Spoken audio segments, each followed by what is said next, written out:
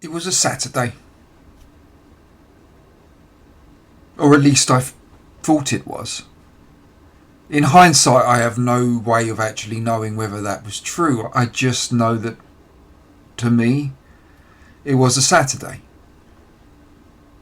As far as Saturdays went, not particularly amazing. I was on my own, here in my home. My lady was on her work shift, and I was just pottering around the house doing some much needed tidying up and housework. Minding my own business, you might say. And then my phone rang. I say rang. Like a lot of people, I had my phone on mute, so I don't know exactly what happened, other than somehow I knew that I was receiving a call. I went to my phone. I pressed answer, even though on the screen I don't really remember what it said, and a voice came out. And it said to me, "Hi Dan, I'm going to change the name. My name is Sally, and I work in the intensive care unit in a hospital which is local to me. You're actually in a coma."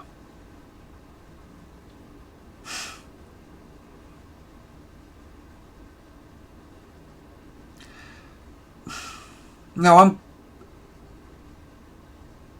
going to tell you something here. Me and my friend have a bit of a joke about this scenario, where we've said at times that you could really mess with someone if you wanted to psychologically by kind of pretending that you had managed to somehow hack into their mind when they're in a coma and you're trying to bring them out of it. So for a moment I was well, you can imagine, I was thrown by this comment. "What do you mean?" I said to the voice on the phone. "You're in a coma, and you're in the hospital, and Amy, that's my lady, she'll be here very soon. So don't worry, she'll be here with you." Now, it might surprise you, but I was remarkably calm. And I remember I said to the lady, Sally, on the phone, "Oh, right. Okay. I'm not there."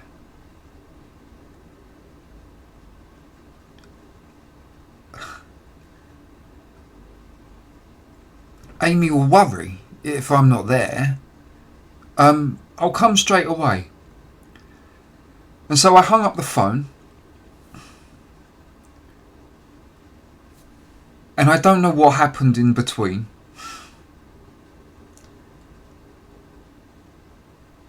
But I found myself walking into a room. A room which I later learned was the ICU. I asked for the lady who had called me.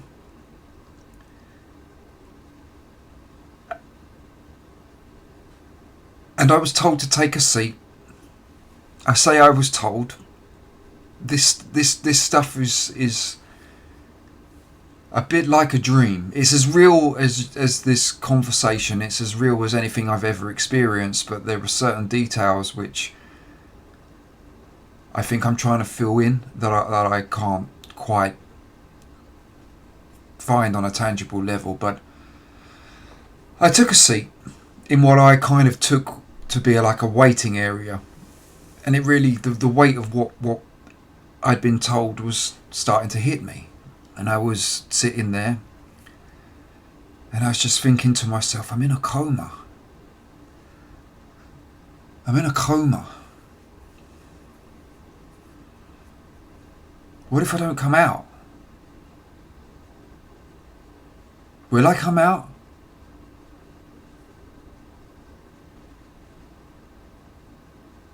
And I remember I was just sitting there waiting, and I kept looking round and looking at the door. And I was kind of having this conversation with this lady, who I've met several times now. And talking to her, or at least she was talking to me, and I felt like I was, but I was just being told, don't worry, everything's fine, Amy's on her way, she's going to be here with you.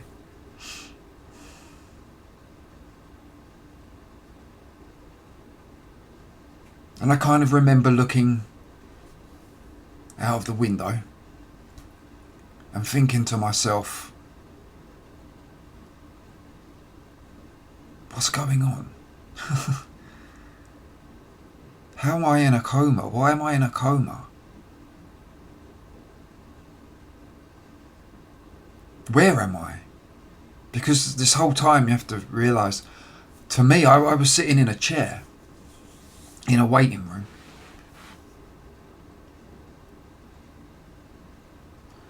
And this went on,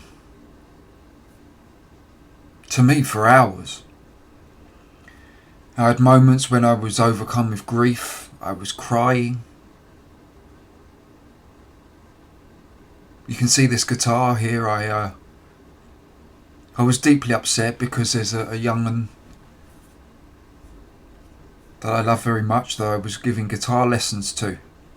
And I just kept thinking to myself, I'm not going to be able to teach her anymore. I'm not going to be able to do the lessons anymore.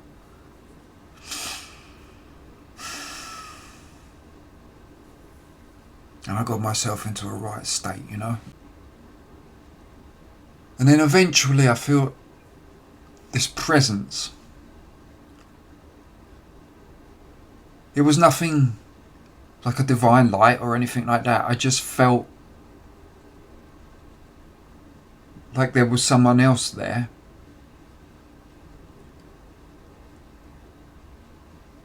And then everything went dark.